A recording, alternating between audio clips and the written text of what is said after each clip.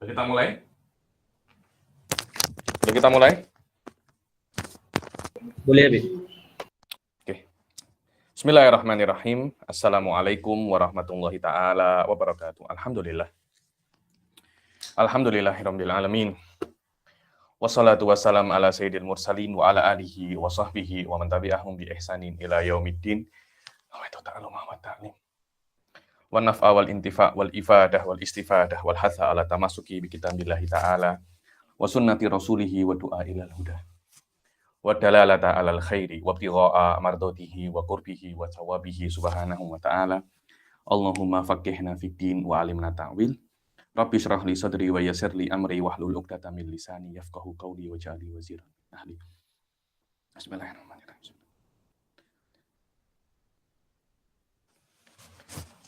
Alhamdulillah kita jumpa lagi di kelas ke-14 ya daripada kitab Qawaid Asasiyah fi Ushul Fiqh ini. Setelah yang lalu kita menyelesaikan pasal Babul Af'al selesai. Kita masuk ke bab yang baru yaitu masalah nasakh. Dan sudah saya jelaskan tentang hakikat daripada nasakh, dan yang mana nasakh itu adalah Allah Subhanahu wa taala menjelaskan dengan khitab yang kedua, dengan nas yang kedua, dengan dalil yang kedua, bahwasanya hukum yang sabit, yang ada sebab dalil yang pertama itu sudah expired, sudah tidak bisa dipakai lagi. Sekiranya Allah tidak menjelaskan dengan dalil yang kedua itu, niscaya hukum yang pertama akan tetap aktif, Itulah hakikat daripada daripada nasakh. Kemudian nasakh ini kan dia akan menonaktifkan hukum ya.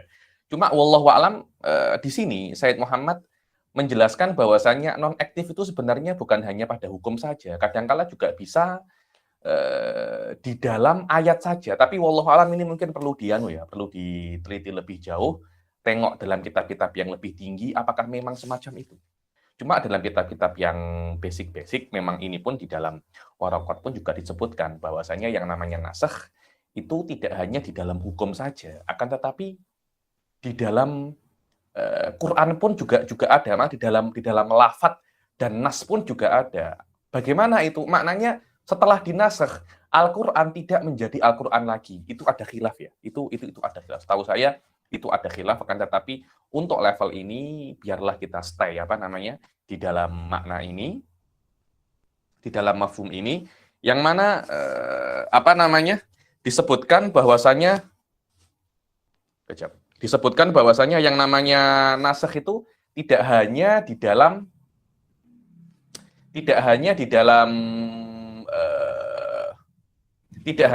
hukum saja, akan tetapi di dalam itu pun juga ada nasakh. Di dalam di dalam lafadz Quran pun juga ada nasakh. Maknanya setelah dinasakh, Quran tidak menjadi Quran lagi. Padahal definisi nasakh itu kan menjelaskan bahwasannya hukum yang pertama itu sudah expired. Di situ menurut saya ada sedikit permasalahan. Kan tetapi biarlah masalah diskusi ini biarlah kita postpone sampai di level-level selanjutnya jika ada rezeki dan ada waktu ya. Cidan al-anak ra'an wa nasakh ala hasabi maqalahu Sayyid Muhammad bin Alawi al-Maliki. Anwa'un nasakh al-awwal naskhur ras wa baqaul hukum. Adanya nasakh rasm, menasakh rasm. Rasm itu adalah lafadz Al-Qur'annya, tapi hukumnya tetap ada. Wal murad bir rasm al-ayah minal Qur'anil azim. Makna rasm adalah ayat daripada Al-Qur'an. Wal murad bin nasakh raf'u wujubi qur'aniyatiha wa khosiyati qur'aniyatiha. Maknanya nasakh rasm itu adalah dinasakh wujub Qur'aniyah. Apa wujub Qur'aniyah itu? Dinasakh bahwasanya lafadz itu wajib diletak di dalam Al-Qur'an. Oh tidak. Karena selama dia itu Al-Qur'an mesti diletak di dalam mushaf. Akan tetapi setelah dia itu dinasakh, dia tidak wajib untuk Dia tidak wajib untuk diletak di dalam di dalam Al-Qur'an lagi. Ini kejap. Macam nak habis ini dia punya baterai, saya tak cek pula. Oke. Setelah dia itu dinasakh, dia tidak wajib untuk diletak di dalam mushaf lagi. Itulah makna wujubi wujubi Qur'aniyatiha. Selama dia sudah dinasakh, maknanya tidak wajib diletak di dalam Al-Qur'an, bahkan tidak boleh diletak di dalam Al-Qur'an. Kenapa? Karena sudah tidak menjadi Quran lagi. Wa khosiyati Qur'aniyatiyah, dia tidak mempunyai lawazim Quran. Loh, banyak ya. Lawazim Quran ini dia tidak macam benda-benda yang lain. Al-Qur'an ini mempunyai hukum-hukum yang khas di dalam hukum-hukum yang khas di dalam syariat. Contohnya adalah tidak boleh dipegang kecuali orang yang bersuci, orang yang dalam keadaan suci. Tidak boleh dibawa oleh orang junub. Lah, hal-hal semacam tidak boleh dibaca oleh orang yang junub. Hal-hal semacam itu untuk lafadz yang sudah mansuh rosemnya tidak berlaku lagi. Itu maknanya khosiyatil Quran. Berbeda dengan hadis ya. Hadis itu Anda junub pun Anda boleh baca. Anda boleh pegang. Anda boleh bawa. Al-Quran tak boleh. Al-Quran tak boleh. Itulah makna khosiyatil Quran. Maknanya hukum-hukum yang khas untuk Al-Quran. Wa makna baqa'il hukum ay baqa'i hukmiha wa taklifihi. Makna hukum yang tetap ada, ya tetap hukum itu dijadikan hukum mukallaf bagi kita sebagai manusia, sebagai muslim. Waqad waqa'a dzalika fi qoulihi ta'ala asy-syaikhu wa syaikhatu idza zanaya farjumuhum albattah. Ada ayat dulu dianggap dia itu ayat. Kemudian derajatnya sebagai ayat itu dihapus, dinonaktifkan. Apa itu? Asy-syaikhu wa syaikhatu. Syekh itu orang yang tua ya. Syaikhah perempuan yang tua. Asy-syaikh laki-laki yang tua. Apa tolak ukur tua sama tidak tua?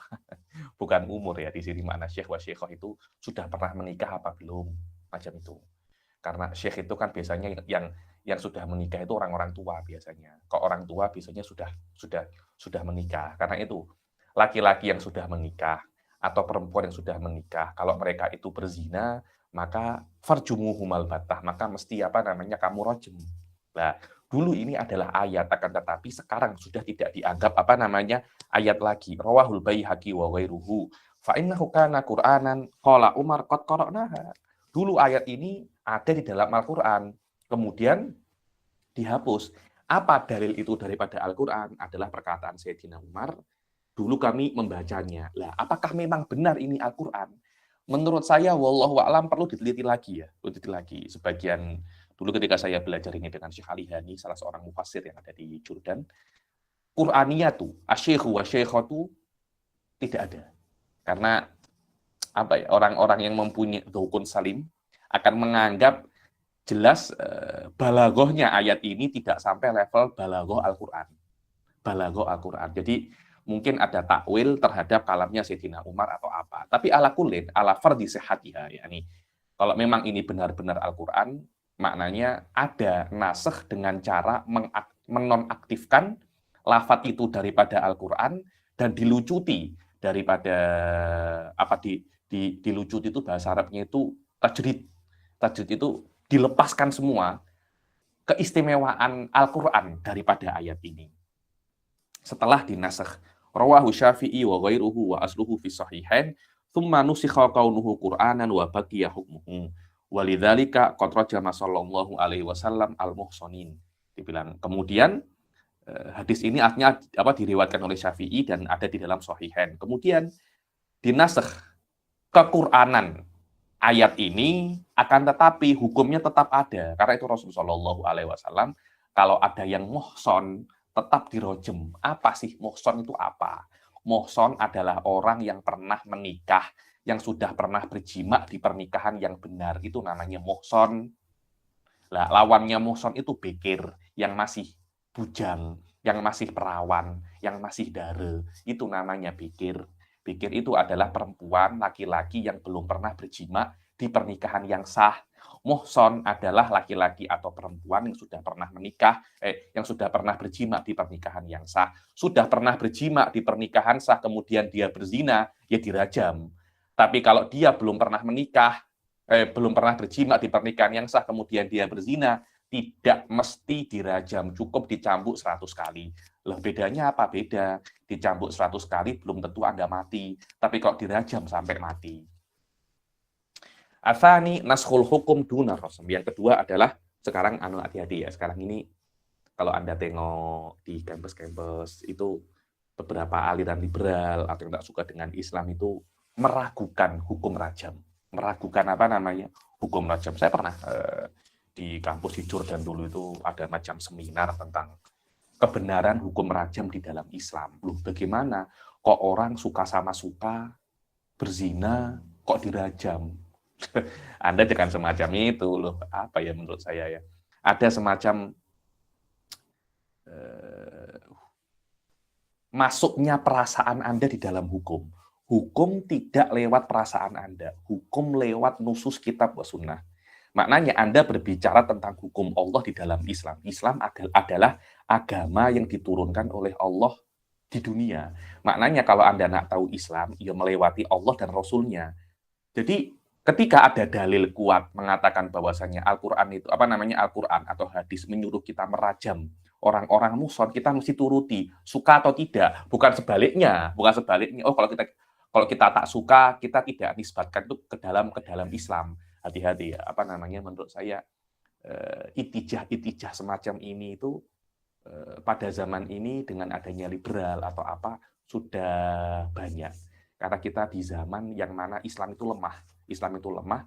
Karena itu banyak sekali orang-orang itu menyuruh kita untuk memahami Islam dengan cara mereka.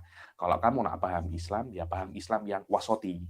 Ya kalau kamu paham Islam, ya paham Islam yang liberali. Ya kalau kamu paham Islam, ya paham Islam yang demokrasi, semacam itu. Jadi ada elemen-elemen di luar Islam yang kita itu disuruh untuk memahami Islam dengannya. Ini wasoti dengan makna yang memperbolehkan perkara-perkara yang diharamkan oleh Islam dengan dalih toleransi atau dengan dalih perkara-perkara yang ini banyak sekali sekarang zaman ini banyak disalahartikan perkara-perkara semacam itu.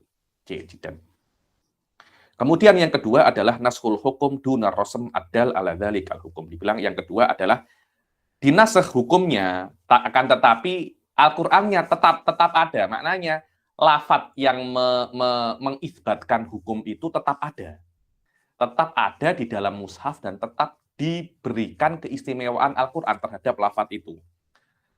Fatabqal ayah wa khususiyatuha al-Qur'aniyah, maka ayat itu tetap menjadi ayat dan tetap khas sebagai sebagai Al-Qur'an dan tetap ada lawazim keistimewaannya sebagai Al-Qur'an. Waqad waqa'a dzalika fi qoulihi ta'ala wa 'alal ladzina yutiqunahu fidyatun ta'amu miskin. Contohnya adalah apa? Dulu pada zaman dahulu itu wa 'alal ladzina yutiqunahu fidyatun ta'amu miskin. Barang siapa yang yutiqunahu, yang mampu untuk puasa, boleh untuk membayar fidyah. Zaman dahulu di awal-awal Islam itu kan, Islam itu masih lemah lagi, masih miskin lagi. Akhirnya puasa Ramadan itu bagi yang mampu boleh dipilih dua. Kalau Anda mampu, Anda boleh bayar fidyah atau Anda puasa. Jadi 30 hari itu Anda boleh bayar fidyah 30 hari atau puasa. Kalau Anda mampu, bayar fidyah lah. Boleh. Kalau Anda tidak mampu, ya puasa saja. Dulu awal-awal Islam semacam itu. Kalau boleh semacam itu sampai sekarang, Ustadz Azli nak pilih apa? Nak pilih puasa atau bayar fidyah? Saya itu jumpa orang di Indonesia itu suka merokok. Merokoknya itu satu hari itu 2 pack, 3 pack. Cakap dengan saya, Habib, saya ibadah apa saja ya Habib, saya oke Habib. Jangan puasa Habib, jangan puasa ya Habib. Kalau puasa itu saya susah Habib katanya, saya tidak boleh merokok. Saya cakap, Anda mesti hidup di awal-awal Islam ada, katanya di awal-awal Islam dulu itu. Di awal-awal Islam dulu itu boleh memilih, boleh puasa dan boleh membayar fidyah. Lah ini kan mudah kan. Kemudian datang ayat yang kedua itu mengatakan bahwasanya fama syahida minkumun syahra falyasumhu. Yakni barang siapa yang melihat syahr, yang melihat bulan purna, yang melihat bulan sabit, yakni tanda masuknya bulan Ramadan, maka Anda mesti puasa. Tidak diperbolehkan untuk pilihan, tidak diperbolehkan untuk memilih lagi antara puasa ataupun membayar fidyah, tidak boleh, mesti puasa. So, tengok, fadhahirul ayah yufidu jawazal fitr fi Ramadan ma'a'itha'il fidyah. Zahir ayat ini faedahnya adalah diperbolehkan fitir, diperbolehkan untuk tidak berpuasa ketika bulan Ramadan dengan catatan kena membayar fidyah. Dan di dalam makna ayat ini ada khilaf, memang ada khilaf, yakni wa 'alal ladzina yutiquna fidyatun ta'amu miskin, tidak mesti maknanya itu yang mampu untuk membayar fidyah boleh puasa, boleh membayar fidyah pada bulan Ramadan. Bukan semacam itu juga maknanya, ada khilaf. Cuma bukan di sini tempat menjelaskannya. Akan tetapi hukum ini dengan makna bahwasanya ayat ini menunjukkan boleh takhir antara puasa di bulan Ramadan atau tidak puasa dengan membayar fidyah, mansukh dengan ayat yang lain, famang syahida minkum syahra falyasum. Barang siapa yang menyaksikan bulan Ramadan, barang siapa yang menyaksikan adanya bulan sabit yang menunjukkan masuknya bulan Ramadan, maka hendaklah dia falyasumhu, hendaklah dia berpuasa, tidak boleh untuk membayar fidyah. Amal ayah fa innaha baqiyatun matluwatun fi kitabillah. Adapun ayat wa alal ladzina yutiquna fidyatu ta'amu miskin tetap ada di dalam Al-Qur'an, di dalam surat Al-Baqarah itu ayat 184. Tetap ada khususiat Quran. Maknanya kalau Anda itu junub, Anda tidak boleh untuk wa alal ladzina yutiquna fidyatu ta'amu miskin, haram. Tapi kalau Anda junub, Anda boleh untuk membaca wa syaikhu wa syaikhatu idza zanaya farjumuhum al-battah. Kenapa? Karena di dalam ayat yang asyikhu wa syaikhatu, keistimewaan Quran sudah dihilangkan, tapi di dalam ayat wa alal ladzina yutiqunahu tetap ada khususiatul Quran. Walah khususiatul Quran ka ghairiha minal ayat. Dan dia seperti ayat-ayat yang lain mempunyai keistimewaan Al-Qur'an. Yang ketiga, naskhur rasm wal hukum ma'an. Yang ketiga adalah di antara macam-macam nasakh itu menasakh rasm, yakni Al-Qur'an itu sendiri, lafaz Al-Qur'annya dan tidak dijadikan mempunyai keistimewaan Al-Quran dan tidak boleh diletakkan di dalam Al-Quran, dan hukumnya pun juga dinonaktifkan. Contohnya adalah karena schema nazala fil Quran, manuzila fil Quran min anna asyra rodoatin ma'lumatin yuharrimna bi khamsin ma'lumat. Dibilang seperti dulu itu di dalam Al-Quran itu ada ayat yang mengatakan bahwasanya kalau Anda itu menyusu, itu kan sekarang ini kan kalau Anda itu ada perempuan menyusu dengan istri Anda, menyusu. Dia ada anak tidak mempunyai ibu susu kemudian menyusu kepada istri Anda. Lah dianggap dia itu anak susu Anda kalau sudah menyusu 5 kali kenyang, dianggap dianggap anak Anda. Kemudian dulu itu bukan 5 kali, tapi berapa 10 kali. 10 kali. Lah, 10 kali itu dulu ada dalam Al-Quran. Lafadznya macam mana? Saya tidak tahu. Cuma ayatnya ada. Katanya dulu ayatnya itu ada, hukumnya ada. Kemudian ada ada dalil lain yang menasakh diperbolehkannya rodoat 10 kali baru haram menjadi 5 kali. Menjadi 5 kali. Lah, ayat yang menunjukkan rodoat 10 kali baru haram itu dihapus daripada Al-Quran, begitu pula hukumnya pun juga dihapus. Sekarang hanya berapa 5 kali saja, hanya 5 kali saja. Fil Quran anna asyara rodoatin maklumatin yuharrimna, maknanya 10 kali rodoat sampai kenyang, 10 kali menyusu sampai kenyang itu yuharrimna, menjadikan menjadikan bayi itu muhrim, mahram bagi Anda. Dihapus dengan khamsi maklumat, dihapus dengan 5 kali rodoat, sudah bisa untuk menjadikan bayi itu menjadi mahram untuk Anda. Tsumma nusikhatil khams aidan lakin tilawatan la hukman. Lah, ayat yang menunjukkan 5 itu dihapus juga daripada Al-Qur'an, yang 10 dihapus, yang 5 pun juga dihapus. Loh, bedanya apa? Beda, yang 10 itu dihapus tilawatan wa hukman, yang khams hanya dihapus tilawatan la hukman. Maknanya tidak dianggap Al-Qur'an lagi yang mengatakan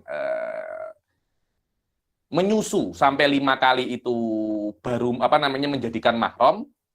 Ayat yang menunjukkan itu tidak dianggap ayat lagi, akan tetapi hukumnya masih ada praktikal sampai sekarang di dalam Islam. Kama rawadzalika Muslimun fi sahih an Sayyidah Aisyah radhiyallahu anha, seperti yang diriwayatkan oleh Imam Muslim di dalam Sahih Muslim daripada Sayyidah Aisyah radhiyallahu taala anha. Kemudian wa naskhur rasmi wal hukmi qad yakunu ma'a wujudil badal wa qad yakunu bila badal. Yakni kadangkala setelah dinonaktifkan hukum dan hukum dan lafaz Al-Qur'an itu kadangkala ada gantinya, kadangkala tidak ada gantinya. Contohnya ada gantinya itu bagaimana? Contohnya adalah naskhu istiqbali Baitul Maqdis ats-tsabit bi sunnah al-fi'liyah fi sahihain. Contohnya adalah kalau ada di di dalam Sahihain dulu orang-orang Islam itu wajib untuk kalau sholat menghadap Baitul Maqdis. Dibilang naskhu istiqbali Baitul Maqdis ats-tsabit bi sunnah al-fi'liyah fi Sahihain. Dinasakhnya menghadap Baitul Maqdis, yang mana menghadap Baitul Maqdis itu tsabit dengan sunnah fi'liyah. Apa itu sunnah fi'liyah? Perbuatan Rasul semacam itu. Dulu Rasul kalau sholat di awal-awal Islam menghadap Baitul Maqdis, dan ini ada di dalam Sahihain. Dan cara ini dinasakh oleh ayat fawalli wajhaka syatrul masjidil haram. So, akan dinasakh, maknanya Anda tidak perlu untuk menghadap Baitul Maqdis lagi. Oke ya Allah, terus saya menghadap mana? Lah, menghadaplah syatrul masjidil haram, menghadaplah arah Masjidil Haram saja. Menghadaplah Ka'bah. Maknanya ketika Baitul Maqdis dinonaktifkan, menghadap Baitul Maqdis dinonaktifkan, menghadap Masjidil Haram, ada gantinya. Contohnya apa lagi? Wa naskhu qaulihi ta'ala walladzina yatawaffawna minkum wa yadaruna azwajan wasiyatan li azwajihim mata'an ilal khauli ghaira ikhraj. Dan orang-orang yang meninggal daripada kalian, dan ketika meninggalkan janda-janda pula, tidak hanya meninggalkan dunia, janda pun dia tinggalkan. Janda maknanya dia meninggalkan istrinya.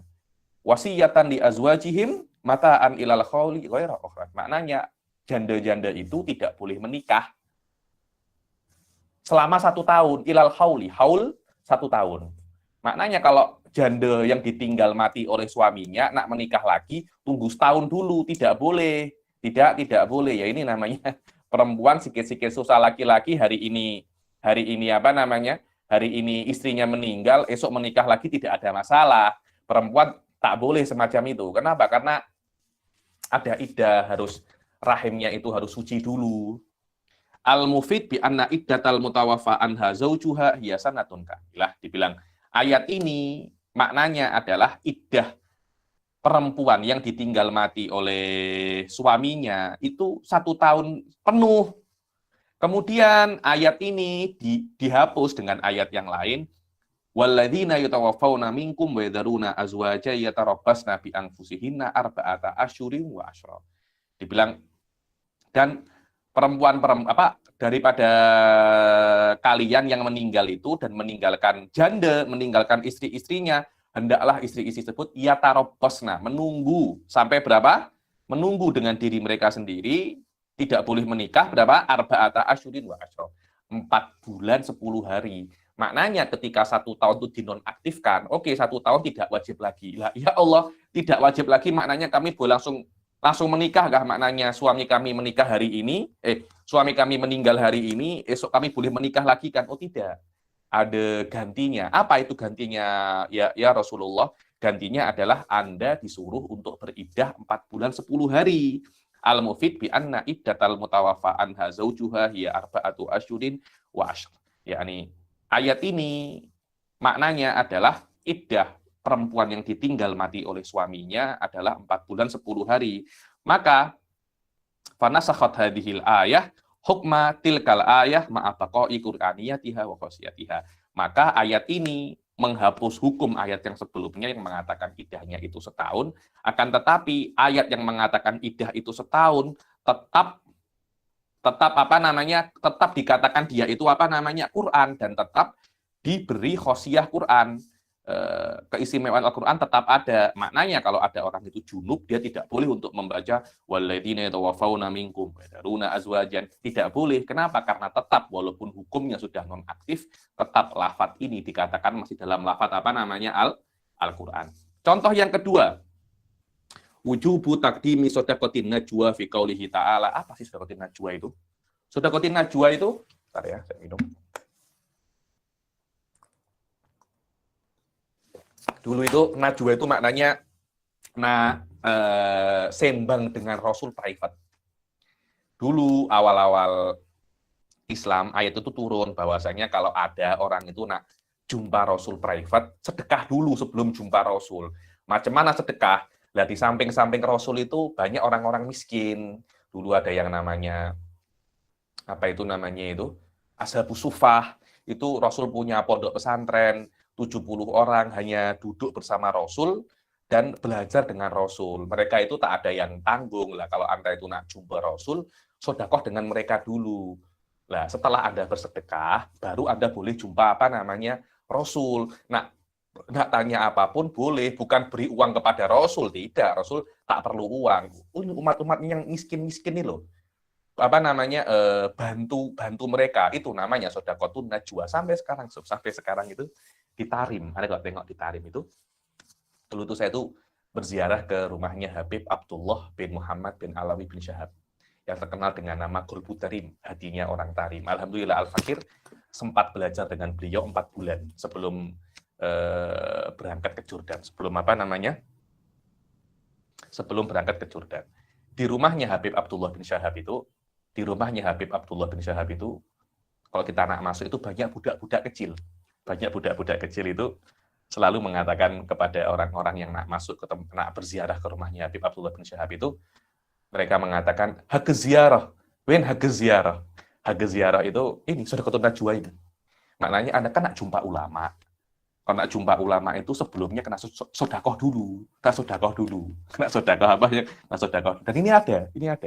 Dulu di awal-awal Islam, Rasul mengatakan orang-orang yang nak jumpa private dengan aku, nak tanya hukum, sebelum jumpa kepada aku, sodakoh dahulu ke orang-orang miskin.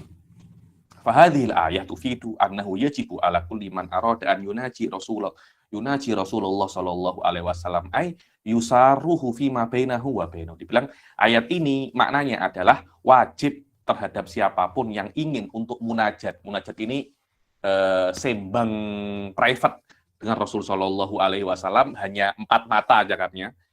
An yuqaddima baina yaday dzalika shadaqatan tutahhiruhu wa tuzakkihi wa tu'ahhiluhu li an yasluha li hadzal maqam. Hendaklah dia itu sebelum private dengan Rasul, tanya private dengan Rasul, bersedekah dulu untuk mensucikannya dan membuatnya mampu dan tu'ahhiluhu, membuatnya kompatibel untuk masuk ke dalam rumah Rasul. Nak tanya secara private, karena dosa Anda itu banyak. Sebelum Anda nak jumpa Rasulullah, sebelum Anda itu nak jumpa, begitu pula nak jumpa warisannya Rasulullah, pewarisnya para Rasulullah, para ulama, Anda kena sedekah dahulu. Lah, ayat ini walaupun dikatakan oleh para ulama itu mansuh, tapi para habaib mengatakan ayat ini tidak mansuh. Terserah Anda nak percaya atau tidak, para habaib silahkan. Cuma para habaib mengatakan ayat ini tak mansuh, dan saya tak ada masalah dengan itu. Kenapa? Karena banyak orang-orang wali itu tidak hanya orang yang banyak ibadah, bukan hanya orang yang punya ilmu, tapi bagaimana seorang wali itu bisa memberi manfaat kepada orang-orang sekitarnya. Bayangkan dulu itu berapa banyak orang-orang itu ziarah ke Habib Abdullah bin Syahab, ziarah ke Habib Salim Asyatiri, Habib Umar. Budak-budak kecil di samping-sampingnya itu diberi uang sikit oleh para peziarah. Senang nanti diberi ke orang tuanya boleh beli beras, orang tuanya boleh beli makan. Maknanya adanya Habib di situ, adanya ulama di situ bermanfaat dengan dengan orang-orang sekitar. Kalau ada tak tengok ulama-ulama level tinggi, wali-wali level tinggi, tengok tuh para sunan itu. Sunan Ampel, Sunan Bonang sudah meninggal. Orang-orang berjual samping-samping situ. Itu maknanya Sunan Bonang, Sunan Ampel menghidupi orang yang masih hidup, padahal beliau sudah meninggal. Itu wali, itu saya bilang, itu namanya wali. Hatta sudah meninggal, orang-orang tetap ambil manfaat daripada daripada beliau. Kif Rasul Shallallahu Alaihi Wasallam. Coba di Madinah tidak ada Rasul. Orang-orang nak ke Madinah? Ada. Orang-orang nak ke Madinah karena nak jumpa Rasul Shallallahu Alaihi Wasallam. Yakni apa ya? Sampai dari luar, sampai daripada luar negara, sampai daripada Indonesia nak ke Madinah, semuanya nak jumpa Rasul Shallallahu Alaihi Wasallam. Saya ketika berceramah itu saya bercanda ya. Coba daerah kampung namanya Ampel itu. Ampel Berkah itu yang ada di Surabaya. Coba Sunan Ampel dipindah ke Ampang. Berganti orang-orang, tak ada yang ke Surabaya, semuanya ziarahnya ke Ampang. Karena yang berkah itu Bukan tanahnya, tapi sunannya. Tapi apa namanya sunannya? Tengok Sunan Bonang yang ada di Tuban itu. Saya ketika saya ke sana, Masya Allah, orang-orang berjualan ratusan. Habib ini hari-hari tak pernah sepi, Habib. Mau pagi, siang, malam, tetap apa namanya? Tetap ramai, Habib. Kenapa? Karena ada berkahnya apa namanya Sunan Bonang. Itulah yang namanya apa namanya wali. Wali yang tinggi itu hatta sudah meninggal tetap memberi manfaat kepada apa namanya kepada orang-orang sekitar. Rasul Shallallahu Alaihi Wasallam dulu ketika awal-awal Islam kalau nak tanya private denganku, sodakoh dulu dengan orang-orang sekitarku ini agar mereka juga mendapat apa namanya juga mendapat faedah. Jangan kamu ada masalah datang kepada aku kemudian tanya masalahmu selesai, engkau tidak menyelesaikan masalah-masalah jiran-jiranku ini. Tak boleh semacam itu. Orang-orang itu datang kepada ulama itu ketika ada masalah saja. Habib, saya ada masalah di mahkamah, tolong doakan. Habib, Ustadz, kalau ada masalah aja. Coba kalau ada perkara-perkara yang seronok, ada saya punya pekerjaan untung banyak Habib, saya nak beri sedekah ke Habib, tak ada semacam itu. Kalau ada masalah saja. Kalau ada masalah keluarga, masalah peniagaan, masalah mahkamah, datang ke ulama. Oke, saya setelkan masalah Anda, saya doakan Anda, tapi juga jangan lupa jiran-jiran saya ini, mereka itu kasihan. Semacam itu, itulah spirit kata-kata wa idza najaitumur rasula faqaddimu baina yaday najwakum shadaqah. Kemudian ayat ini mansukh dengan ayat apa? Tengok, walihadza qala ta'ala dzalika khairul lakum wa adhar. Kalau Anda itu bersedekah sebelum Anda itu private dengan Rasul, maka sedekah itu khairul lakum wa adhar, baik untuk kalian dan lebih suci dan menyucikan kalian. Kemudian ayat ini dihapus dengan ayat yang lain, fa'idlam taf'alu wa taballahu alaikum fa'aqimus sholata wa atuz zakata wa atiullaha wa rasulah wallahu khabirum bima ta'malun. Kalau kalian tidak buat sedekah itu dan Allah sudah memaafkannya, maka dirikanlah sholat dan tunaikanlah zakat dan turutilah Allah dan Rasulnya. Allah mengetahui apapun yang kalian lakukan. Ayat ini menghapus wajibnya bersedekah sebelum jumpa Rasul Shallallahu Alaihi Wasallam.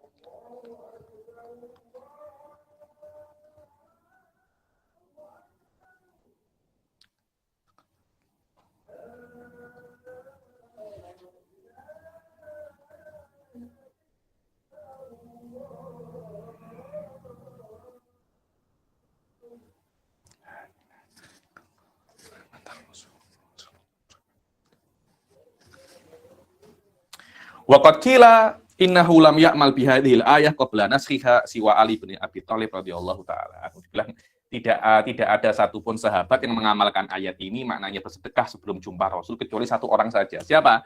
Sayyidina Ali bin Abi Thalib. Qala bin Abi Najih an Mujahid qala Nuhu. Alhamdulillah. Nuhu an munajatin Nabi Shallallahu Alaihi Wasallam hatta yatasaddaqu. Dibilang para sahabat dilarang untuk jumpa private dengan Rasul sampai bersedekah. Falam yunajihi illa Ali ibnu Abi Thalib qaddama dinar sadaqatan tasaddaqa bihi tsumma najan Nabi Shallallahu Alaihi Wasallam fasa'alahu an ashri khisalin summa unzilatir rukhsah. Dibilang para sahabat dilarang untuk tanya private kepada Rasul, datang ke rumahnya, minta waktu Rasul private, sampai mereka bersedekah kepada fakir miskin dahulu. Dan tidak ada yang buat semacam itu, kecuali Sayyidina Ali bin Abi Thalib saja. Beliau sedekah 1 dinar, kemudian jumpa private dengan Rasul, tanya 10 hukum. Setelah itu, datanglah rukhsah, Anda anak private dengan Rasul, silahkan, tidak ada masalah. Tidak ada masalah. Tanpa bersedekah. Wallahu a'lam. Anwa'ul hukmin nasikh al-jadid. Macam-macam hukum nasikh yang yang baru. Kan ada nasikh, ada mansukh ya. Maksud itu adalah hukum yang dinonaktifkan. Lah, hukum yang menonaktifkan itu kan hukum yang dinonaktifkan ada gantinya. Gantinya itu adalah hukum nasikh tadi itu. Lah, hukum nasikh ini kadangkala lebih kuat, lebih berat, sama saja atau lebih ringan. Macam mana? Summa inna hadzal badala wa huwal hukmul jadid qad yakunu akhaffa mimma qad sabaq au asyadda au musawiyan. Kemudian badal atau pengganti daripada hukum yang sudah dinonaktifkan itu kadangkala lebih ringan, kadangkala lebih berat, kadangkala sama saja seperti hukum yang sebelumnya.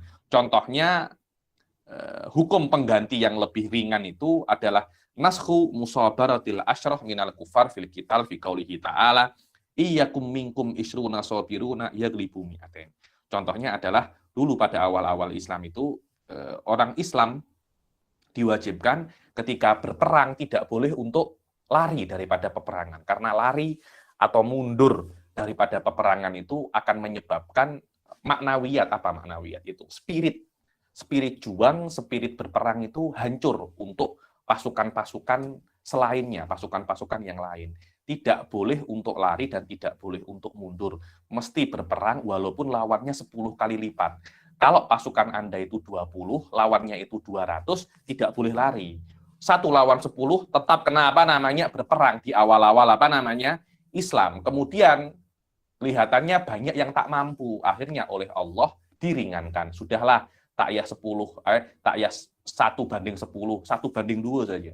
Maknanya kalau seumpamanya pasukan Anda 100, lawan Anda 200, Anda tidak boleh mundur. Tapi kalau sudah 1 lawan 3, Anda boleh mundur. Dulu tak boleh. Dulu 1 lawan 10, tak boleh mundur. 1 lawan 11, baru Anda mundur boleh.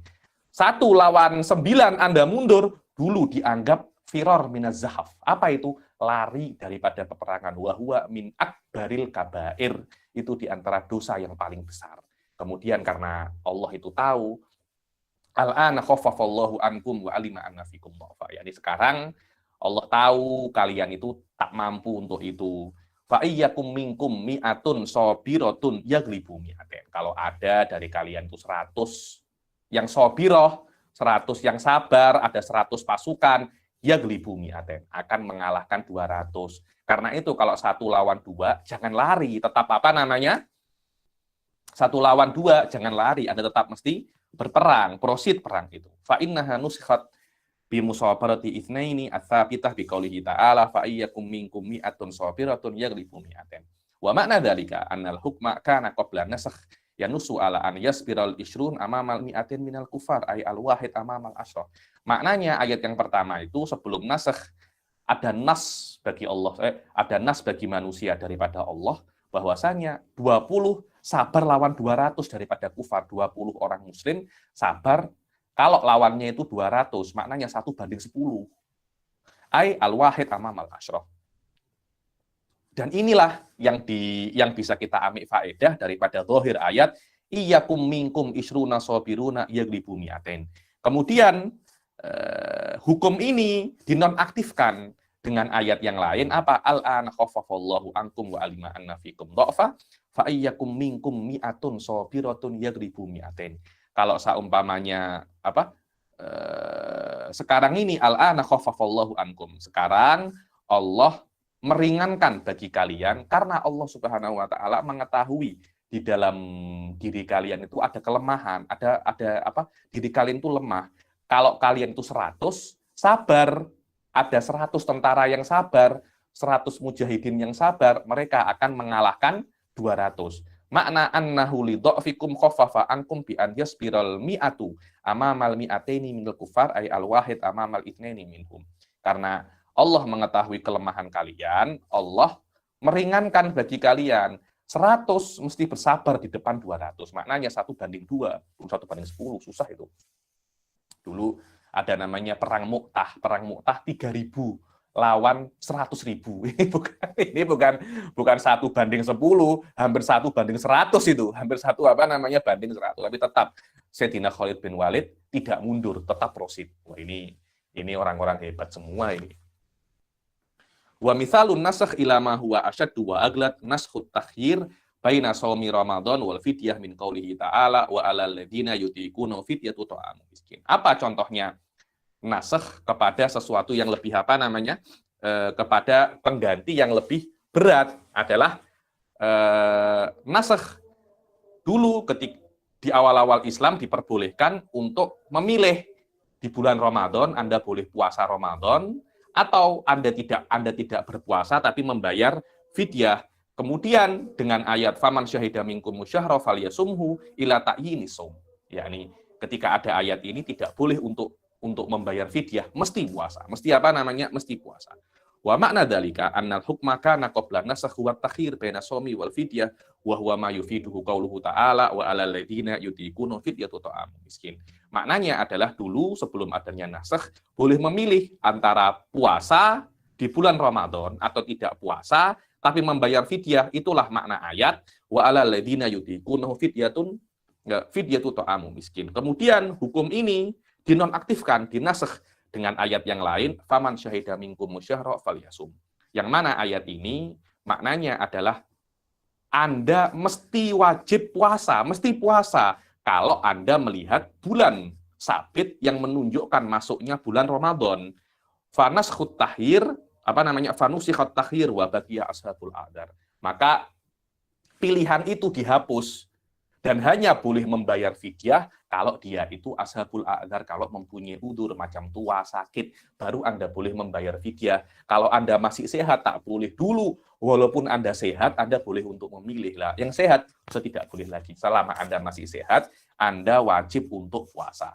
Nah, dari boleh memilih, tidak boleh memilih, itu lebih berat. Wa mithalul musawi naskhu istiqbali baitil maqdis bi istiqbalil Ka'bah kama fi qaulihi ta'ala, dibilang apa contohnya badalnya itu sama saja, itu menghadap Baitul Maqdis berganti ke menghadap Ka'bah, sama saja dari situ ke sini, sama saja, apa bedanya?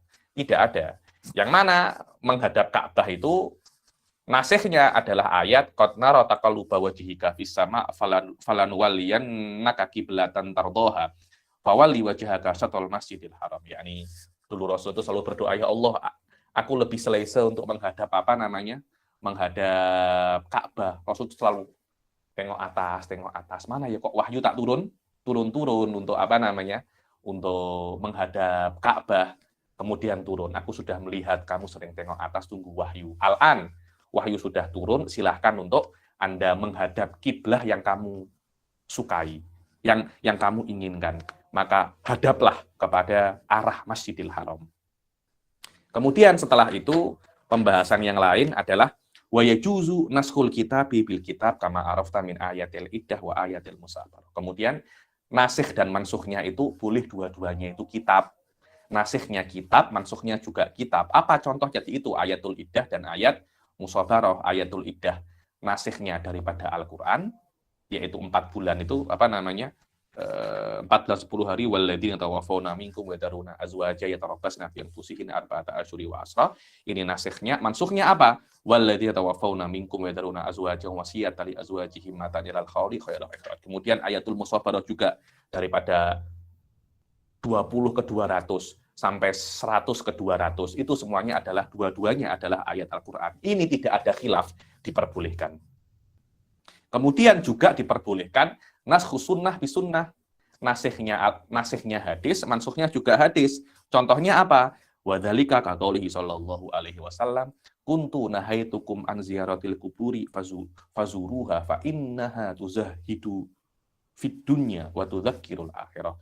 Dulu itu aku melarangmu untuk ziarah kubur, sekarang silahkan berziarah kuburlah. Kenapa? Karena tengok kubur, berziarah kubur itu akan membuat kalian itu zuhud di dunia dan mengingatkan akhir. Betul, zuhud di dunia. Berapapun Anda punya kereta, berapapun Anda punya rumah, berapapun Anda punya elawan, apapun jabatan Anda, tetap nanti akan jabatan Anda yang terakhir akan almarhum. arwah fulan, arwah alan. Sekarang Habib, Ali Bakir, LC, MA, PhD. Semua itu akan hilang nanti ketika sudah mati, arwah Habib Ali Bakir. Almarhum Ali Bakir, semuanya hilang semua sudah. Semuanya hilang. Dunia, Anda nak punya rumah dimanapun, oh rumah saya di Gombak satu, di Johor satu, di ini satu, di New York satu, di Beverly Hills satu. Nanti rumah Anda hanya akan ada satu. Semua itu akan ada tinggal semua menjadi apa namanya kuburan itu saja. 4x4 gitu. Tak tahu berapa kali berapa. Ya ini rumah-rumah Anda yang ada hanya ada makam Anda saja. Fa innaha tuzahidu fid dunya wa tudzakkirullah, dan mengingatkan tentang kehidupan akhirat. Dunia ini hanya tempat untuk amik gaji saja, hanya untuk amik amik bekal saja. Hakikatnya rumah adalah ketika Anda di akhirat. Wala yajuzu an yunsakhal kitabu bisunnah lakinnal aksa sahihun. Pendapat banyak ulama mengatakan bahwasanya tidak boleh nasikhnya itu sunnah, mansukhnya itu Al-Qur'an. Tidak boleh, sebaliknya boleh. Nasikhnya Al-Qur'an, mansukhnya sunnah boleh. Kenapa? Karena Al-Qur'an lebih kuat daripada sunnah. Maka yang nasikh mesti lebih kuat daripada mansukhnya atau sama. Sedangkan sedangkan hadis lebih lemah daripada Al-Qur'an. Karena itu hadis tidak boleh untuk menjadi nasikh. Wa huwa jawazu naskhi sunnah bil kitab. Tidak ada masalah. Naskhus sunnah bil kitab boleh, tapi naskhul kitab bi sunnah itu khilaf. Wa hadza ay adamu jawazi naskhil kitab bi sunnah wal mangkul anil Imam Syafi'i radhiyallahu taala anhu. Dan ini maknanya tidak diperbolehkan. Al-Qur'an itu mansukh dan sunnah itu dan hadis itu adalah nasikh, adalah pendapat yang dinukil daripada Imam Syafi'i radhiyallahu taala anhu di Ar-Risalah. Ini semacam ini pendapatnya, cuma nanti bila-bila akan saya jelaskan bagaimana ulama-ulama yang lain memahami nas daripada Imam Syafi'i di dalam kitabul Risalah. So, saya tidak rekomen ya budak-budak kampus itu membaca Risalah. Kenapa? Karena Risalah Imam Syafi'i itu terlalu susah,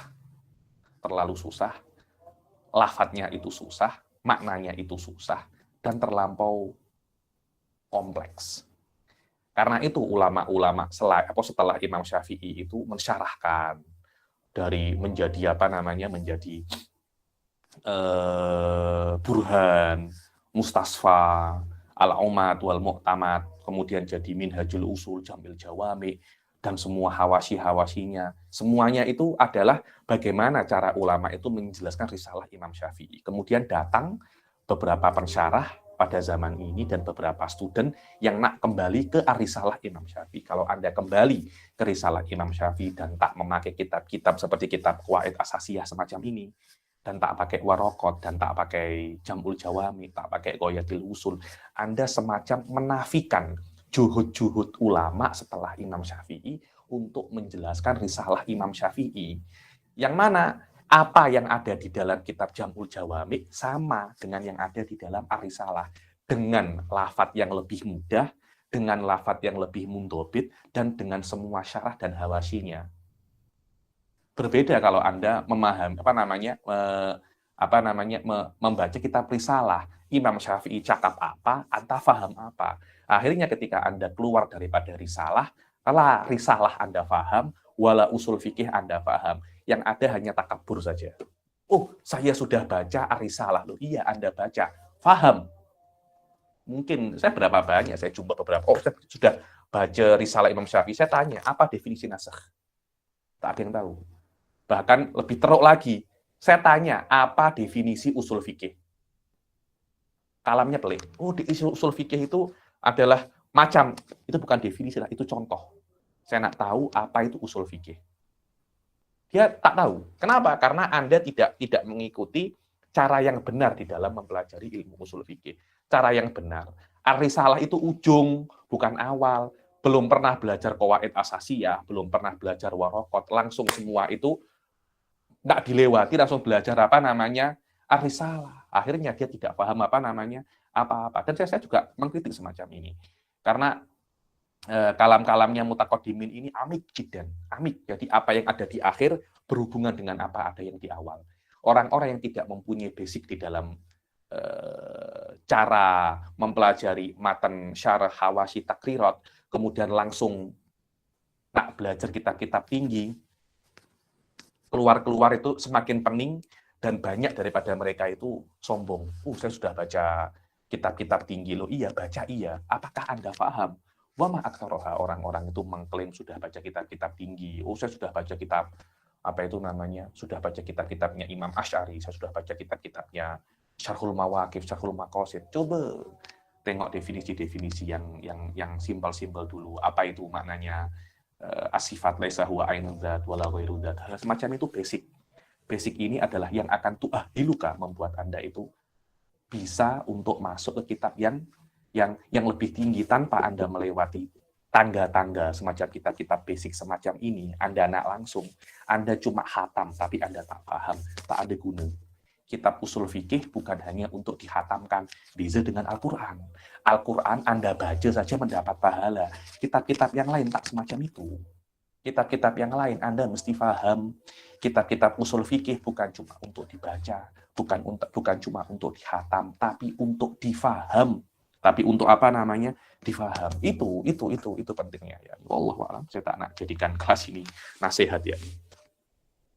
Lakin naqalal Baydawi anil aktsarin jawaza naskhil kitab bi sunnah al mutawatirah.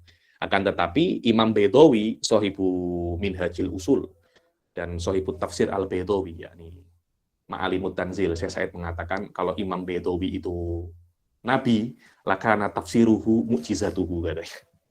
Imam Baydawi dahsyat ya. Beliau mempunyai kitab namanya Ghayatul Quswa fi Dirayatil Fatwa yang beliau karang kompet dengan minhajnya Imam Nawawi. Tapi karena terlampau susah, orang lebih ke Imam Nawawi ya. Nih, Syekh Said kalau rekomendasi fikih ala thariqatil mutakalimin suruh membaca kitabnya Baydawi Ghayatul Quswa ini. Saya kira PDF-nya ada 2 jilid. Saya sudah beli kitabnya. Tak tahu kita kan apa, lupa saya. 2 jilid ada di internet, ada tengok PDF-nya Ghayatul Quswa ada. Fi Dirayatil Fatwa. Daripada cara-caranya macam cara mutakalimin. Masail kuliah, furu. Alamak, saya cakap ini uslubnya mutakalimin ini. Ya, ini ilmu fikih tapi rasa ilmu kalam. La haula wala quwwata illa billah. Karena ilmu kalam ini bukan hanya ilmu ya, tapi dia itu style di dalam memahami kitab dan mengarang kitab. Karena itu usul fikih pun ada thariqatul mutakalimin. Baydawi menukil daripada majoriti ulama bahwasanya diperbolehkan Anda itu menasakh Al-Quran dengan sunnah al-mutawatirah. Dan beliau mencontohkan dengan nasakh hukmil jilid fi haqqizanil muhsan ats-tsabit bil Qur'anil Karim bi rajbihi sallallahu alaihi wasallam. Contohnya adalah hukum jilid dicambuknya 100 kali orang yang berzina dalam keadaan muhsan yang sabit dengan Al-Quran, dengan Rasul sallallahu alaihi wasallam itu merajam orang-orang yang zani muhsan. Ai annal hukma fi haqqi zanil muhsan kana qabla nasakh wal jilid. Maknanya adalah hukum dengan hukum zani muhsan itu sebelum dinasakh itu adalah dicambuk 100 kali, dan itu diamik daripada umum ayat az-zaniyatu wa zani fajlidu kulla wahidin minhuma mi'ata jaldah. Perempuan yang berzina, laki-laki yang berzina itu cambuklah setiap satu daripada mereka itu 100 kali cambukan. Az-zaniyatu wa zani umum untuk bikir dan muhsan, untuk yang sudah menikah atau sebelum menikah. Wa hiya tufidu an yujallada zani aw zaniyah muhsanan kana aw ghairu muhsan mi'ata jaldah. Ayat ini maknanya adalah laki-laki yang berzina, perempuan yang berzina, muhsan atau tidak, kena dicambuk 100 kali. Kemudian hukum 100 kali cambuk itu bagi zani muhsan dihapus dengan hadis al-bikru bil bikri jaldu mi'atin wa nafyu sanatin. Kalau ada laki-laki yang belum pernah menikah, bikir, dara dan bujang yang dua-duanya belum pernah berjima dalam pernikahan yang sah, kemudian berzina, maka kena dicambuk 100 kali, kemudian nafyu sanatin. Nafyu itu diasingkan setahun di penjara kah, atau letak kalau dulu tuh nafyu itu diletak di tempat yang jauh daripada kotanya, sekiranya dia tidak bisa untuk pulang selama 1 tahun, diasingkan. Akan tetapi as-sayyibu bis-sayyib, orang yang sudah pernah menikah kemudian dia berzina, maka jaldumi atin warajum. Dicambuk 100 kali, kemudian dirojum sampai mati. Wal murad bil bikir ghairul muhsan dzakaran kana am unsa. Dan maknanya dengan bikir ini adalah ghairul muhsan, yang bukan muhsan, yang belum pernah menikah, laki-laki ataupun perempuan. Maknanya thayyib di sini, thayyib ini kan janda ya. Janda atau dude itu namanya thayyib. Thayyib ini apa ya? Perempuan itu di vaginanya itu ada selaput darah, macam sil. Kalau berjima, nanti itu selaput darah itu akan hilang, akan pecah. Lah pecahnya selaput darah itu dibilang perempuan yang sudah pecah selaput darahnya itu dikatakan thayyib. Kemudian laki-laki yang memecahkan itu namanya thayyib juga kalau bercerai ya, kalau sudah bercerai. Mithalun akhar wa mathala lahu ba'duhum binashi qaulihi kutiba alaikum idza hadara ahadakumul mautu in tarakahul wasiyatu lil walidaini wal aqrabin. Dan contoh yang lain, naskhul kitab bisunnah adalah dulu di awal-awal Islam kalau ada orang itu meninggal disuruh tulis wasiat kepada kerabat-kerabatnya, seperti kerabat-kerabatnya abangnya, anaknya, dan kedua orang tuanya. Pada awal-awal Islam, wasiat untuk kerabat tidak apa-apa, wasiat untuk ahli waris tidak apa-apa. Kemudian, setelah adanya Islam, itu dilarang, tidak bolehlah wasiat lil waris. Kalau Anda nak wasiat, boleh sepertiga daripada uang Anda, tapi tidak boleh untuk yang mendapatkan harta waris. Maknanya, saya tidak boleh wasiat kepada anak saya, tidak boleh. Saya tidak boleh wasiat untuk ayah dan emak saya. Tidak boleh. Saya tidak boleh wasiat untuk istri saya. Tidak boleh. Kenapa? Karena orang-orang itu adalah ahli waris. Ahli waris sudah mendapatkan iris, maka mereka tidak mendapatkan wasiat. Yang boleh untuk diwasiati, yang berhak untuk mendapatkan wasiat adalah yang tidak mendapatkan harta waris. Di awal-awal Islam sebaliknya, wasiat mesti diberikan kepada pewaris. Ini adalah contoh daripada naskhul kitab bisunnah. Walhasil annal ulama'a qad ikhtalafu fi naskhil kitab bisunnah. Faqila biman ihi mutlaqan wa qila bijawazihi. Dibilang intinya bahwasanya ulama itu berbeda pendapat di apakah boleh menasakh kitab dengan sunnah, apakah boleh nasakh Quran dengan sunnah, apakah boleh. Ada yang mengatakan biman ihi mutlaqan, tidak boleh sama sekali, wahwa pendapatnya Imam Syafi'i di dalam Ar-Risalah. Dan ada yang mengatakan bijawazihi, wahwa pendapatnya siapa namanya? Imam Baidawi naqalahu anil aksarin. Wahwa alladhi sahahahu fi jam'il jawami. Dan ini adalah pendapat yang dikuatkan di dalam Jam'il Jawami, yang dibenarkan di dalam Jam'il Jawami karena ada ayat yang mengatakan wa anzalna ilaika dzikra litubayyina lin-nasi ma nuzila ilaihim. Bahwasanya wahai Rasul, aku turunkan kepada kamu itu hadis-hadis untuk menjelaskan Al-Qur'an, untuk menjelaskan kepada manusia yang diturunkan kepada mereka. Maknanya hadis yang ada padamu itu aku berikan kepadamu untuk menjelaskan lafaz Al-Qur'an. So, tengok, walaysa dzalika tabdilan min indi nafsihi. Maknanya ini bukan tabdil min indi nafsi ketika Rasul itu menghapus atau menonaktifkan sebuah ayat dengan hadis. Bukan maknanya Rasul itu menonaktifkan karena syahwatnya beliau sendiri, karena kemauan beliau sendiri. Bukan. Kenapa? Karena hadisnya Rasul juga daripada Allah. Wa ma yantiqu anil hawa in huwa illa wahyu yuha. Maknanya apapun yang dariku, apapun yang daripada Rasul, itu bukan daripada hawa nafsunya, tapi daripada wahyu daripada Allah. Maknanya Al-Quran juga wahyu, hadis juga wahyu. Kalau sama-sama wahyunya, sama-sama kuatnya. Kalau sama-sama kuatnya, satu sama lain boleh nasakh. Itu yang dikatakan oleh oleh Sayyid Muhammad bin Alawi al-Maliki. Wa yajuzu nashu hukmil mutawatir min kitabin aw sunnatin bil mutawatir minhuma. Tidak ada masalah kalau menasahkan hukum yang mutawatir daripada kitab ataupun sunnah dengan hukum mutawatir juga tidak ada masalah. Yang masalah itu nashul kitab bisunnah, itulah yang susah masalah itu. Wa yajuzu nashu hukmin ghairil mutawatir wa huwal ahad bil ahad wa bil mutawatir min babil tidak ada masalah.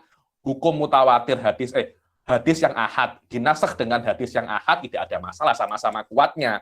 Hadis ahad dengan hadis mutawatir tidak ada masalah. Kenapa? Karena mutawatir lebih kuat. Kalau yang sama saja boleh, kok apalagi yang lebih kuat.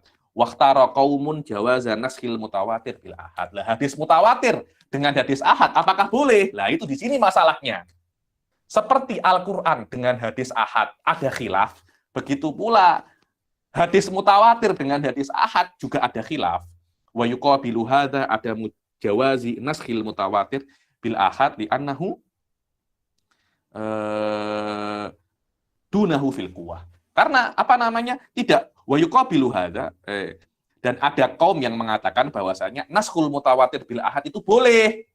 Ada yang mengatakan, oh tidak boleh. Kenapa? Karena hadis ahad nasakh mutawatir bil ahad itu boleh, katanya beberapa kaum. Ada yang lawannya mengatakan, oh tidak boleh. Kenapa? Karena kalau nasikhnya itu ahad, mansukhnya itu mutawatir, akhirnya yang lemah menonaktifkan yang kuat. Itu tak elok. Tak elok. Mestinya nasikh dan mansukhnya itu minimal sama, atau nasikhnya lebih kuat daripada mansukhnya. Macam mana yang menonaktifkan lebih lemah daripada yang dinonaktifkan? Oh, Anda orang biasa menonaktifkan jenderal. Tidak bisa. Jenderal yang membuat Anda nonaktif. Semacam itu. Mantikinya memang semacam itu. Walakin ar-rajih al-awwal. Tetapi katanya Sayyid Muhammad tidak. Yang kuat adalah hadis ahad bisa menasakh hadis mutawatir. Maknanya mutawatirnya mansukh, hadis ahadnya nasikh. Dan pendapat ini ditasheh di Jam'il Jawami'. Kenapa? Karena mahalun nasakhnya itu adalah hukum. Dan dalalatul mutawatir ke hukum dhoniyah. Dan dalalatul ahad ke hukum juga dhoniyah. Sama-sama dhoninya. Selama sama-sama dhoninya tidak ada yang lebih kuat, tidak ada yang lebih lemah. Semuanya sama. Karena bukan daripada aspek subutnya, tapi daripada aspek apa namanya? Daripada aspek hukumnya. Wallahu a'lam. Dengan ini setelah sudah kelas hari ini, masalah nasakh selesai. Insyaallah yang akan datang, kita akan masuk ke bab yang selanjutnya, yaitu apa? At-ta'arud bainal adillah wa tarjih. Sila, ada yang tanya sekarang?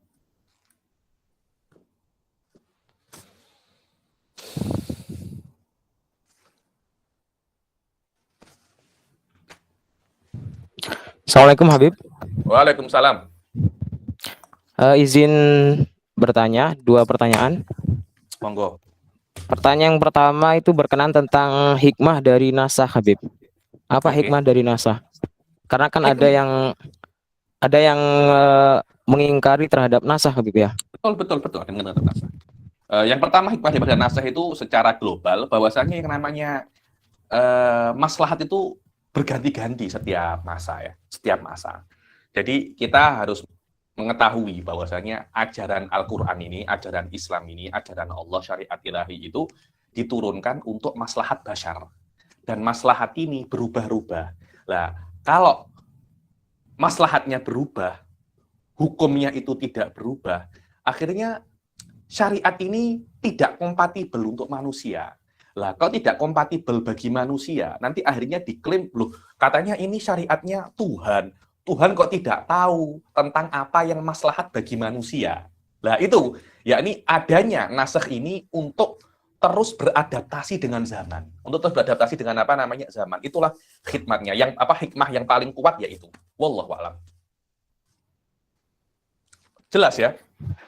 Insyaallah, Habib. Pertanyaan yang kedua, Habib. Ya, silakan. Tadi disebutin bahwasanya nasakh rosem dan hukum itu ada kalanya dia ada pengganti dan ada kalanya tidak ada pengganti. Betul. Kemudian untuk contoh yang tidak ada pengganti itu yang misal usani ya, Habib ya. Contoh tidak ada pengganti yang mana itu? Yang ayat idza najaitumur rasul faqaddimu. Betul. Itu yang kedua tidak ada gantinya. Tadi lupa saya sebutkan. Yakni biasanya kalau najaitumur rasul sedekah tidak wajib lagi. Gantinya apa? Tidak ada. Ya sudah, tidak wajib, tidak ada gantinya. Kalau contohnya menghadap Baitul Maqdis, sekarang menghadap Baitul Maqdis tidak wajib lagi. Gantinya apa? Menghadap kiblat. Tapi najaitumur rasul sodakoh tidak wajib lagi. Gantinya apa? Tidak ada. Gantinya sholat, zakat itu bukan ganti, wong apa namanya dari awal tidak ada ketika wajib sodakoh pun sebelumnya juga sudah wajib zakat dan puasa, sudah wajib sholat dan zakat. Wallahu a'lam. Sahih, alam salim. Betul. Nah, tanya lagi? Habib, ada soalan daripada mesej daripada Samsul Idlan. Ya. Beliau bertanya, adakah beransur-ansur dalam pengharaman arak juga adalah nasakh? Apakah berangsur-angsur dalam nasakh adalah dalam pengharaman arak ada nasakh? Wallahu a'lam. Kelihatannya iya. Kelihatannya iya. Dulu boleh, kemudian tidak boleh ketika dekat-dekat sholat, kemudian tidak boleh sama sekali. Semuanya itu adalah adalah nasakh. Karena hukumnya dinonaktifkan. Cuma nasakhnya ini bertahap. Loh, kenapa kok bertahap? Ya karena maslahatnya memang semacam itu. Wallahu a'lam.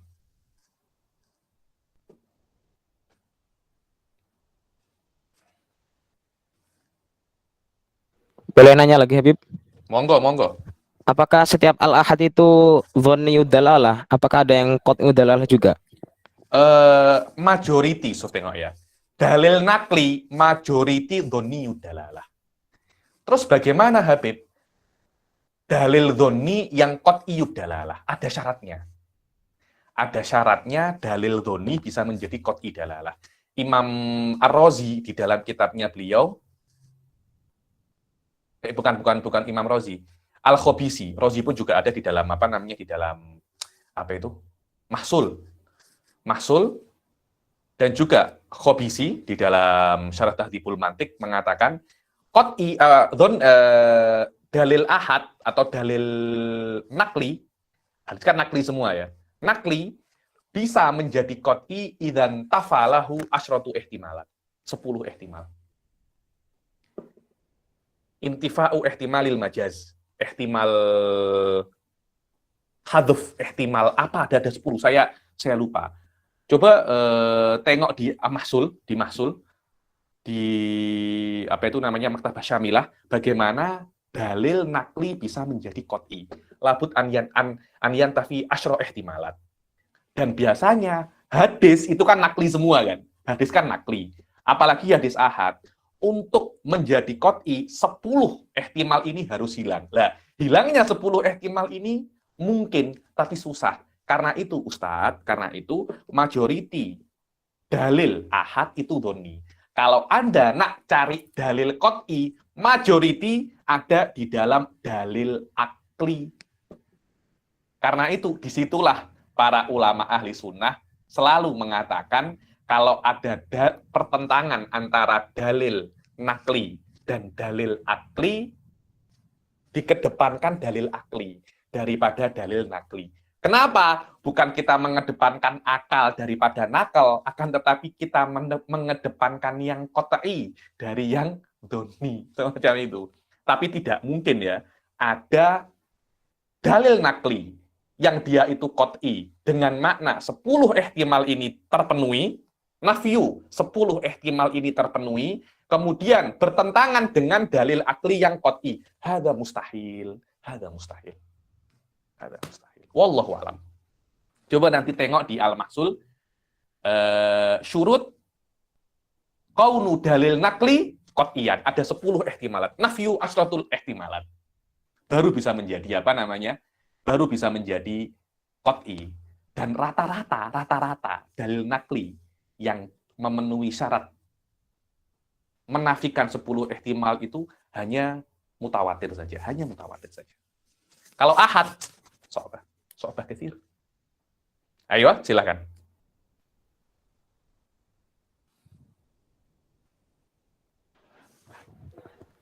Boleh nanya lagi Habib? Boleh. Pertemuan kemarin saya kan belum hadir ya, belum juga lihat rekaman. Terkait tarohi itu gimana Habib?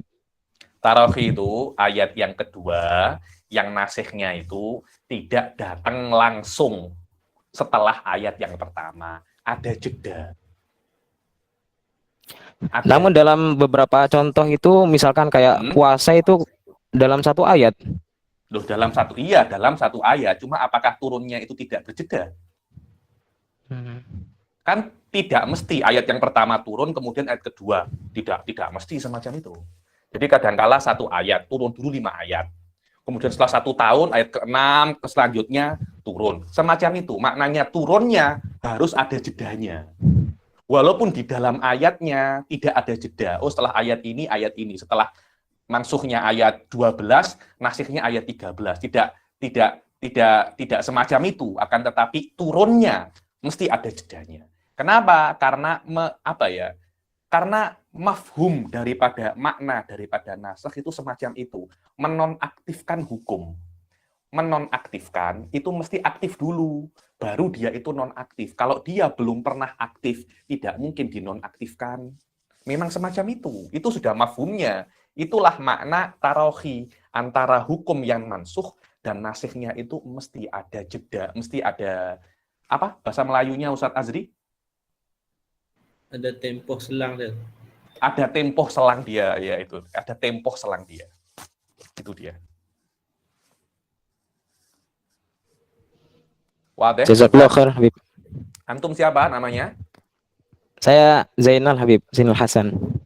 Dari Jawa Timur. Jawa Timur mana? Lumajang Habib. Oh, ahlan wa sahlan. Saya punya guru di Lumajang. Tak tahu pondok apa namanya, Syekh Ali Subrohmilsi, menantunya Kiai Sadid Johari.